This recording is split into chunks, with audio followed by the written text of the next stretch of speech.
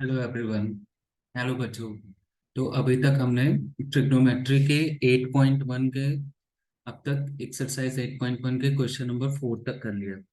इस video session में हम क्वेश्चन नंबर 5 से लेके जितने बाकी बचे हैं वो करते हैं। तो मैं फिर शुरू करता हूँ। हम sharing my screen and then will start.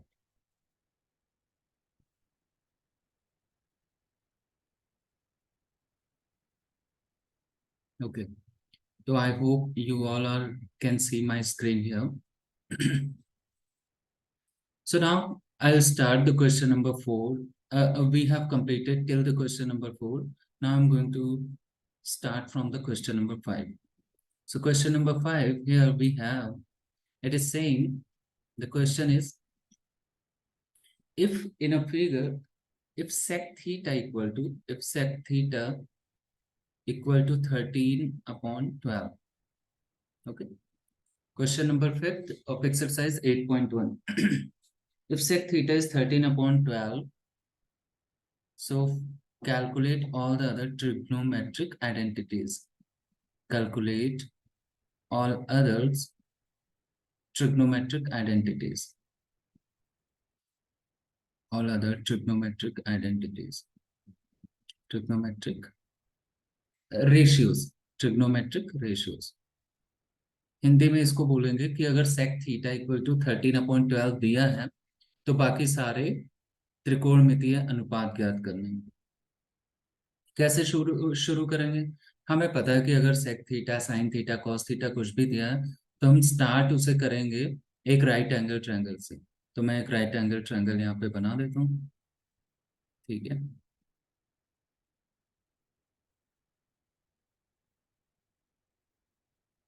ये हो गया एक राइट एंगल ट्रायंगल। अब इस पे अगर ध्यान से देखो तो ये एंगल हो गया 90 डिग्री। इसको 90 डिग्री। इसको मैं कुछ पॉइंट यहाँ पे लिख देता हूँ।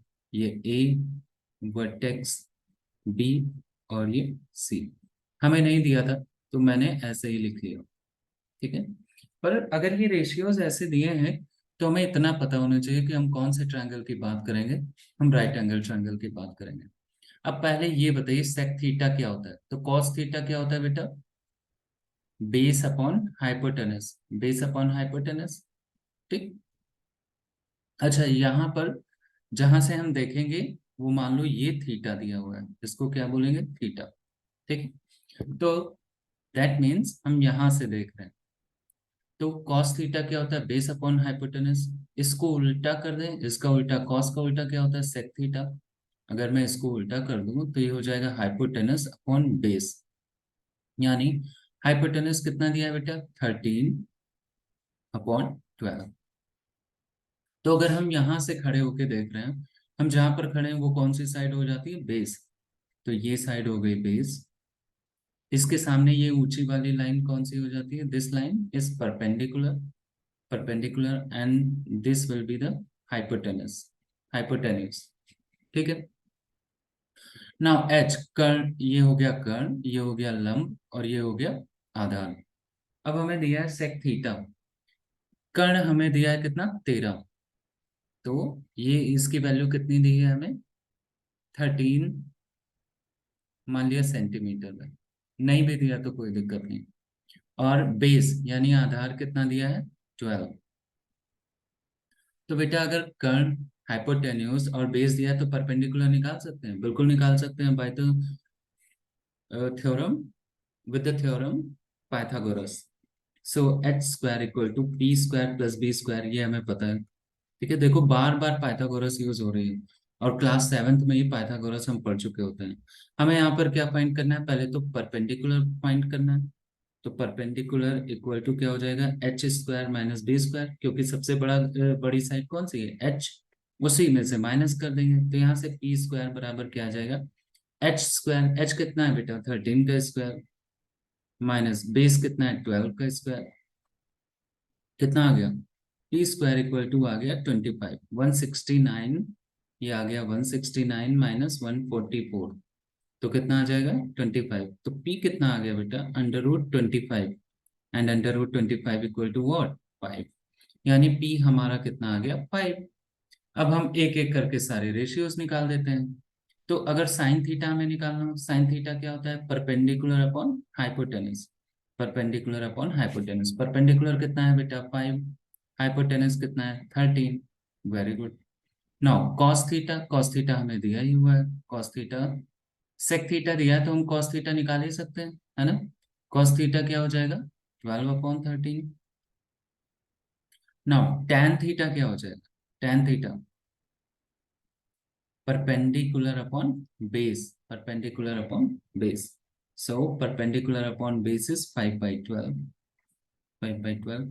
और अगर इसको प्रूव भी करना हो, जैसे मैं आगे स्लाइड में जाता हूँ, आप यहाँ पर देखिए मैंने लिखा tan थीटा इक्वल टू 5/12 और sin थीटा लिखा है 5/13, cos थीटा लिखा है 12/13। तो मैं आगे जाता हूँ। sin थीटा मैंने क्या लिखा है? 5/13। ठीक है।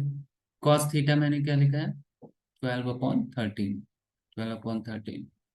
तो बेटा tan थीटा क्या होता है? tan थीटा मैंने पहले भी बताया था, ये क्या हो जाता है? sin theta upon cos theta. इससे भी कर सकते हैं, sin theta upon cos theta. sin theta कितना दिया है? 5/13। cos थीटा कितना दिया है? 12/13।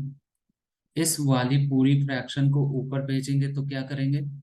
5/13 इंटू मल्टीप्लीकेशन में, जो यहाँ पर डिनोमिनेटर में है, जो डिनोमिनेटर में ये क्या बन जाएगा? न्यूमरेटर। और जो यहाँ पर न्यूमरेटर में है वो क्या हो जाएगा? डिनोमिनेटर। तो 13 कैंसिल आउट, कितना आ गया? 5/12। tan थीटा कितना आ गया? 5/12। यही तो हम पीछे भी लेकर के आए थे, देखो tan थीटा कितना आ गया था? 5/12। अब अगर हमें sign theta, cos theta, tan theta पता है तो हम कॉसेक थीटा, सेक थीटा और कॉट थीटा निकाल सकते हैं, बिल्कुल निकाल सकते हैं। अगर हमें साइन थीटा पता है तो साइन थीटा का उल्टा क्या होता है? साइन थीटा का उल्टा क्या होता है? Cosec theta. स्कॉलर तो कॉसेक थीटा क्या हो जाएगा? 13/5।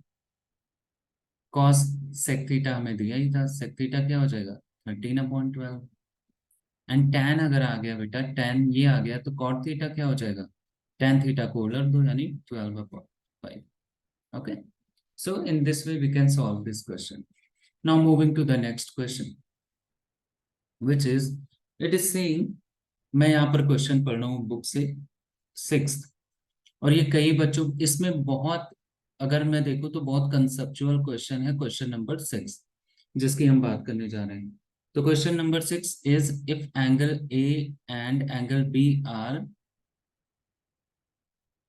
acute angle, acute angle, acute angle such that, if angle A and B are acute angles such that cos A equal to cos B, cos A equal to cos B, then show that angle A equal to angle B, then show that angle A equal to angle B। Okay बेटा देखो, कह रहा है कि अगर angle A, यहाँ पे देखो क्वेश्चन फिर से समझो, angle A and angle B are acute angle, यानी अगर एंगल ए और एंगल बी कैसे एंगल हैं? न्यून कोण हैं, such that cos A equal to cos B, और उस फिगर में कॉस ए की वैल्यू जो है वो कॉस बी के इक्वल है। तो हमें प्रूफ करना है angle A equal to angle B, angle A equal to angle B. इससे पहले मैं ये क्वेश्चन शुरू करूं, मैं आपको कुछ समझाऊंगा। प्रॉपर्टीज ऑफ आइसोसेलेस ट्रायंगल, या आइसोसेलेस ट्रायंगल क्या होता है? आइसोसेलेस ट्रायंगल, आइसोसेलेस ट्रायंगल क्या होता है? समद्विबाहु त्रिभुज, आइसोसेलेस ट्रायंगल। हिंदी में इसको क्या कहते हैं? समद्विबाहु त्रिभुज। ये कॉन्सेप्ट इसमें बहुत, समद्विबाहु त्रिभुज बहुत यूजफुल है, बहुत इंपॉर्टेंट है ये समद्विबाहु त्रिभुज। अब बताओ समद्विबाहु त्रिभुज या आइसोसेलेस ट्रायंगल क्या होते हैं?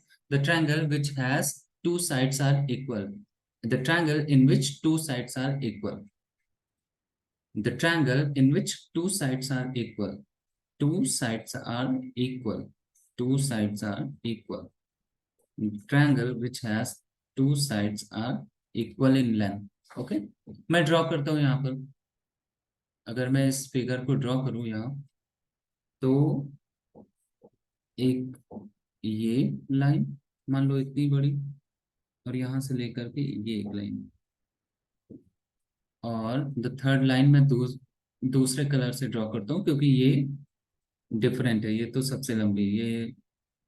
तो अगर इस फिगर को देखोगे तो ये बता सकते हो कि यहाँ पे मैं नाम लिख दूं बेटा, ए बी एंड सी। अगर मैं यहाँ पर नाम लिख दूं तो आप देख कर भी बता सकते हो, क्या बता सकते हो कि साइड ए बी किसके बराबर है, साइड ए सी के। साइड ए बी किसके बराबर है, साइड ए बी किसके बराबर है, साइड ए सी के या सी ए के, है ना। देखो दोनों ब्लैक कलर वाले दोनों बराबर हैं। अब बेटा ये दोनों बराबर साइड्स हैं, इनके ऑपोजिट कौन सी साइड है, इनके सामने कौन सी साइड है, रेड वाली। इनके सामने कौन सी साइड है, रेड वाली। तो ये रेड वाली साइड को हम क्या कहते हैं, बेस। क्या कहते हैं, बेस। और इस बेस पर जो एंगल बनता है, इस बेस पर जो एंगल बनेगा बेटा, देखो एक एंगल यहां पर बनेगा, ये एंगल और ये एंगल इक्वल होंगे, ठीक है।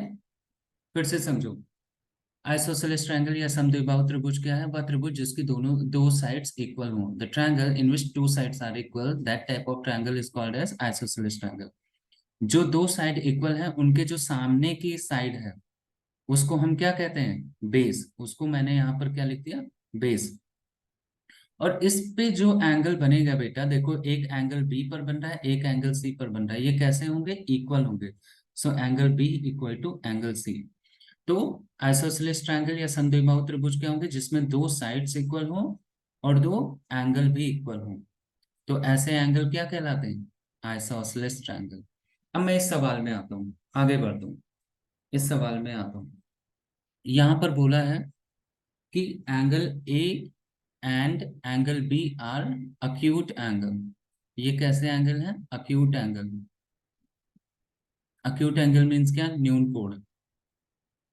और हमें बताना है, और ये भी दिया है cos A equal to cos B. अगर cos A equal to cos B, तो देखो बेटा cos A cos B आ गया, यानी हम कौन सा ट्रायंगल यूज करेंगे, कौन सा ट्रायंगल यूज करेंगे, राइट एंगल ट्रायंगल। तो मैं एक राइट एंगल ट्रायंगल यहाँ पे ड्रॉ कर देता हूँ। चलो ड्रॉ कर देते हैं।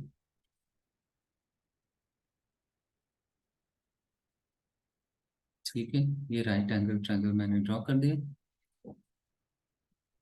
ओके, नाम भी लिख देता हूँ, ए सी और बी। ठीक है, ए सी और बी। अब बेटा सी पर कितना है, देखो 90 डिग्री, 90 डिग्री। सी पर कितना है, 90 डिग्री। ओके, सी पर क्या है, 90 डिग्री। अब यहां से अगर हम कॉस ए निकालें, देखो यहां से कॉस ए, तो कॉस ए इक्वल टू क्या हो जाएगा, कॉस ए। अब बेटा यहां से देख रहे हैं ना, यहां से मैं यहां पर खड़ा हो गया, तो ये साइड क्या हो गई, बेस। और यहां से देखेंगे तो ये हाइट दिखेगा, तो ये साइड क्या हो गई, परपेंडिकुलर। और ये साइड क्या हो गई, हाइपोटेनस। हाइपोटेनस। तो कॉस ए क्या हो जाएगा, base upon hypotenuse. Base upon hypotenuse, base कितना है बेटा, ए सी। देखो ना बेस वाली साइड कौन सी है, ए सी, ये। और हाइपोटेनस कौन सी है बेटा, ए बी। तो ए सी अपॉन ए बी, ये हो गया कॉस ए। अब अगर मैं यहां से देखूं, इस बात को भूल जाओ, इस वाले पॉइंट को भूल जाओ, समझ लो ये है नहीं। अब मैं यहां से देखूं बेटा, यहां से देखूं, यहां पर खड़ा हो गया, यानी तब ये क्या हो जाएगा, ये बेस हो जाएगा, ये क्या हो जाएगा, ये परपेंडिकुलर हो जाएगा, है ना। यहां से देखोगे तो ये ऊंचाई दिखेगी, और ये क्या रहेगा, ये तो हाइपोटेनस ही रहेगा। तो देखो रेड कलर से मैं लिखता हूं यहां से, कॉस बी बराबर, कॉस बी, कॉस बी बराबर क्या हो जाएगा, बेस अपॉन हाइपोटेनस। तो बेस अब कितना है बेटा, बी सी, और हाइपोटेनस कितना है, A B. Okay, B C upon A B. अब हमें क्या दिया है, हमें दिया है cos A equal to cos B, cos A equal to cos B, ऐसा हमें दिया है। देखो given cos A equal to cos B, sorry, cos A कितना आया बेटा, कॉस ए आया A C upon A B, तो कॉस ए की जगह रख दिया A C upon A B, बराबर कॉस बी की जगह क्या है, B C upon A B, देखो B C upon A B. अब देखो ए बी दोनों साइड है नीचे, कैंसिल हो गया, तो हमें यहां से क्या पता चल गया, ए सी किसके इक्वल है, ए सी इक्वल टू है बी सी के, ए सी इक्वल टू है बी सी के। तो बेटा इसका मतलब क्या हुआ, ये साइड और ये साइड कैसी हैं, इक्वल साइड्स हैं, यानी ये कैसा ट्रायंगल हो गया, आइसोसेलेस ट्रायंगल हो गया। तो अगर ये साइड और ये साइड इक्वल है तो ये कैसा ट्रायंगल हो गया, आइसोसेलेस। तो इसके सामने वाली साइड क्या हो गई, बेस, और इस पे जो एंगल बनेगा, ये एंगल और ये एंगल क्या होगा, इक्वल होगा। यानी using isosceles property, using isosceles triangle property, isosceles triangle property, we can write angle A equal to angle B। तो यही तो हमें प्रूफ करना था, यही हमें शो करना था कि एंगल A एंगल B के बराबर होगा। मैं इस क्वेश्चन को फिर से रिवाइज करता हूँ क्योंकि बहुत यूजफुल, बहुत कंसेप्चुअल क्वेश्चन है। देखो मैंने आपको बताया आइसोसेलेस ट्रायंगल क्या होते हैं, आइसोसेलेस ट्रायंगल क्या होते हैं, वो ट्रायंगल या समद्विबाहु त्रिभुज क्या होता है, वह त्रिभुज जिसकी दो भुजाएं बराबर हो, the triangle which has two sides equal. तो देखो मैंने यहाँ पर एक ट्रायंगल शो किया था, इस फिगर को देखो पूरा, यहाँ पे इसको देखो, एक ट्रायंगल जिसमें मैंने ये दो साइड्स इक्वल ले ली थी, तभी तो भाई ये आइसोसेलेस ट्रायंगल होगा। और इसके जो सामने की साइड थी बेटा, इसको बेस कहते हैं, और यहाँ पे जो एंगल बनेगा वो एक दूसरे के इक्वल होंगे। यहाँ पे देखो दो एंगल बन रहे हैं बी एंड सी पे, यानी side A B equal to side A C, देखो side A B this side equal to this side, और यहाँ पर जो एंगल बनेगा बेस पे बी एंड सी, ये भी इक्वल होते हैं। यानी समद्विबाहु त्रिभुज में दो साइड्स इक्वल होती हैं, दो एंगल इक्वल होते हैं। एंगल कहाँ पर बनता है, बेस पे। अब मैं इस सवाल में आता हूँ, यहाँ पर हमें दिया हुआ था, देखो यहाँ पर दिया होता angle A and B are acute angle and cos A equal to cos B, तो हमें बताना था एंगल ए किसके इक्वल होगा, एंगल बी के। तो देखो मैंने एक ट्रायंगल बना दिया, क्योंकि कॉस ए कॉस बी था तो राइट एंगल ट्रायंगल बना दिया, जिस पर सी पर हमने क्या लिख दिया, 90 डिग्री। सी पे हमने क्या दिखा दिया, यहाँ पे 90 डिग्री। अब जब हम यहाँ इस वाले पॉइंट से देख रहे हैं, ए से इस एंगल की देख रहे हैं, तो ये हमारा बेस हो गया, देखो ब्लैक से मैंने लिखा था, ये क्या हो गया, बेस हो गया। और ये क्या हो गया, परपेंडिकुलर हो गया। और ये हाइपोटेनस, तो कॉस ए क्या होता है, बेस अपॉन हाइपोटेनस, यानी ए सी अपॉन ए बी आ गया। अब जब मैंने अपना रेफरेंस बदल दिया, अब जब मैं यहाँ से देख रहा हूँ बी पॉइंट से, तो बेटा बी पर यानी यहाँ खड़े होंगे, तो जहाँ खड़े होंगे वो बेस हो जाएगा, उसके सामने हाइट वाला क्या हो जाएगा, परपेंडिकुलर, और हाइपोटेनस तो वैसे ही रहेगा। तब कॉस बी क्या आ गया, बी अपॉन एच, यानी B C upon A B. और हमें क्या दिया है, cos A equal to cos B, तो मैंने कॉस ए की value A C upon A B यहाँ रख दी, और कॉस बी की value B C upon A B यहाँ रख दी। देखो ए बी कैंसिल आउट हो गया, तो इससे हमें क्या पता चल गया, ए सी इक्वल टू बी सी है, यानी ए सी ये साइड किसके इक्वल है, बी सी इस साइड के इक्वल है। यानी ये कैसा ट्रायंगल हो गया, आइसोसेलेस ट्रायंगल हो गया। तो आइसोसेलेस ट्रायंगल हो जाने पे इसके ऑपोजिट जो साइड है उस वो बेस हो जाती है, और उस पर जो भी एंगल बनता है वो किसके, वो एक दूसरे के इक्वल होते हैं। तो यहाँ पर कौन सा एंगल बन रहा है, एंगल ए, और यहाँ पर क्या बन रहा है, angle B, hence angle A equal to angle B. Prove कर दिया, ठीक है। I hope you understood. और अगर कोई डाउट है तो मुझे कमेंट सेक्शन में लिखो, मैं इसको और क्लियर कर दूंगा। Now moving to the next question, question number 7। So question number 7 क्या है, if cot theta equal to 7/8, cot theta equal to 7/8, so we have to find first what, 1 plus sin theta into 1 minus sin theta, 1 plus sin theta into 1 minus sin theta upon 1 plus cos theta into 1 minus cos theta, 1 plus cos theta into 1 minus cos theta, 1 minus cos theta।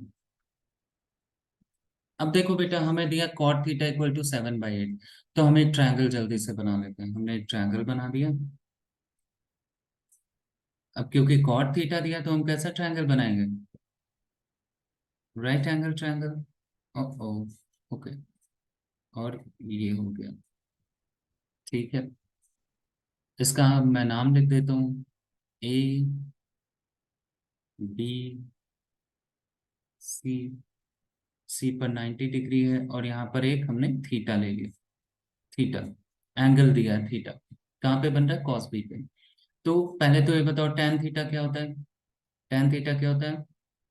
P upon B, perpendicular upon base. ठीक है, तो cot theta क्या हो जाएगा? Cot theta equal to base upon perpendicular, base upon perpendicular.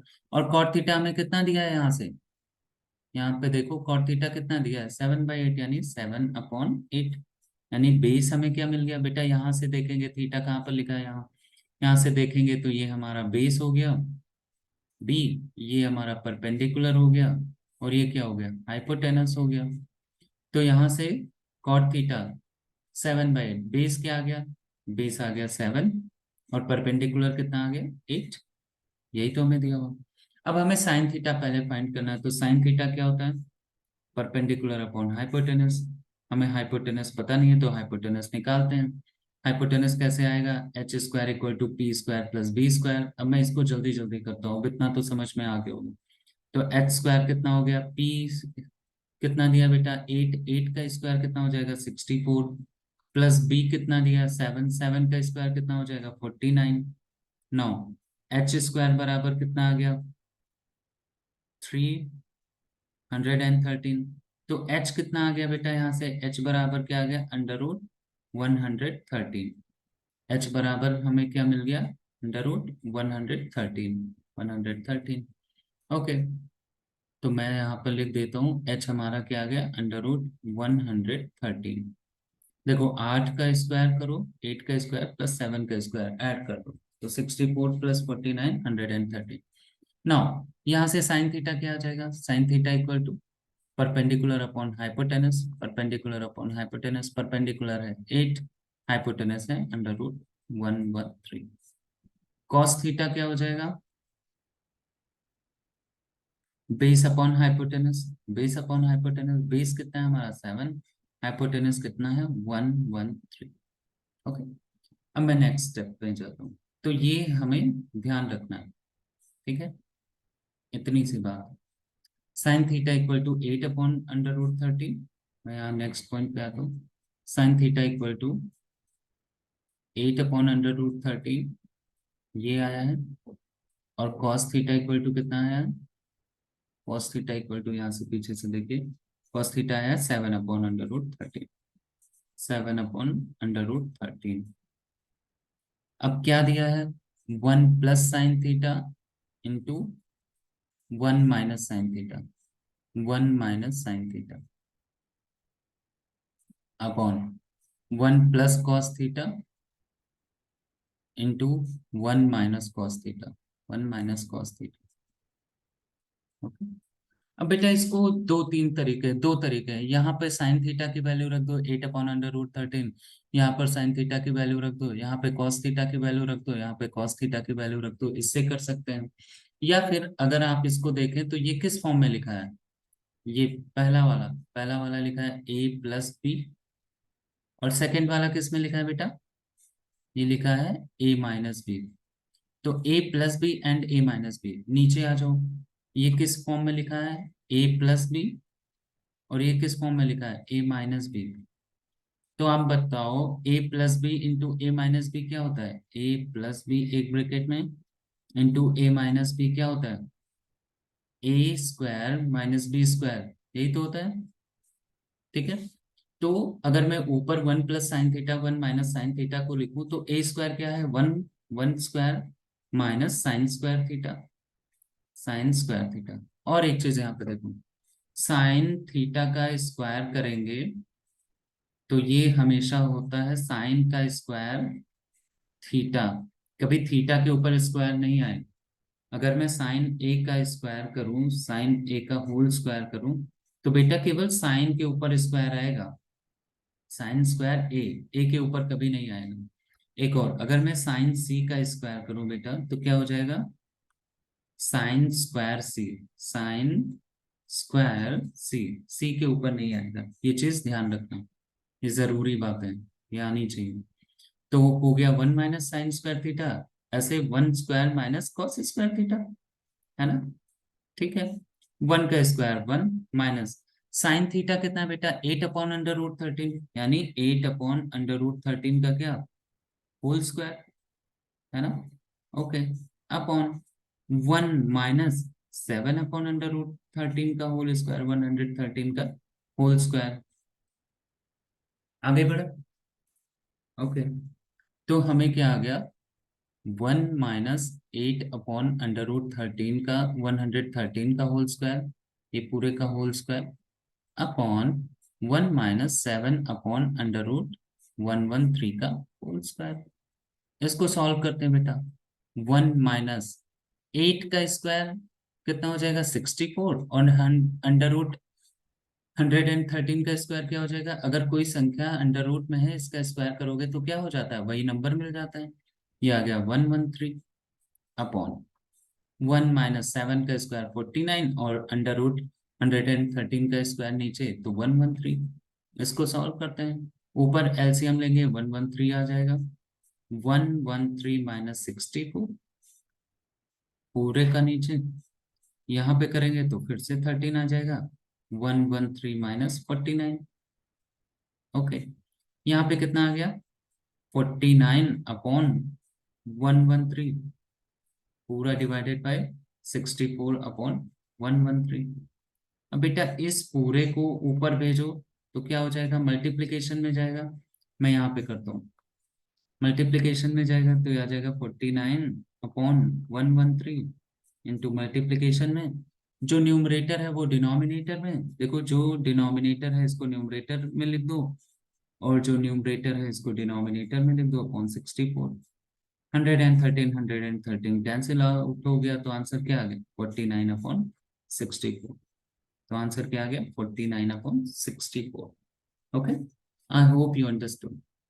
यहाँ पे ये याद रखना कि a - b × a + b क्या हो जाता है, a² - b²। और अदरवाइज अगर आपको नहीं भी रखना है, यहाँ पे साइन थीटा की वैल्यू रखो, यहाँ पे साइन थीटा की वैल्यू रखो, ये कॉस थीटा की वैल्यू यहाँ रखो, कॉस थीटा की वैल्यू यहाँ रखो, ये, और सॉल्व कर सकते हैं। ठीक है, अगर कोई प्रॉब्लम हो, अगर सेकंड मेथड मुझसे चाहते हो कि मैं सॉल्व करूं, तो मुझे कमेंट सेक्शन में लिखना, मैं क्वेश्चन नंबर 7 का फर्स्ट पार्ट का मैं इसका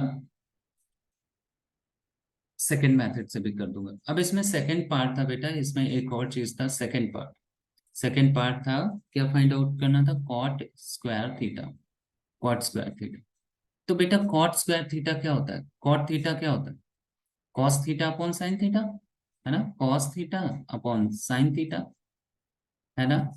अब कॉट स्क्वायर थीटा है, कॉट स्क्वायर थीटा का मतलब क्या, इस पूरे का होल स्क्वायर कर दो, so cos theta upon sine theta का होल स्क्वायर, यही तो हो जाएगा कॉट स्क्वायर थीटा का मतलब। तो ऊपर क्या आ गया, कॉस स्क्वायर थीटा, और नीचे क्या आ गया, साइन स्क्वायर थीटा। मैंने बताया जब स्क्वायर करते हैं तो साइन और कॉस पर आएगा, थीटा पर नहीं आएगा।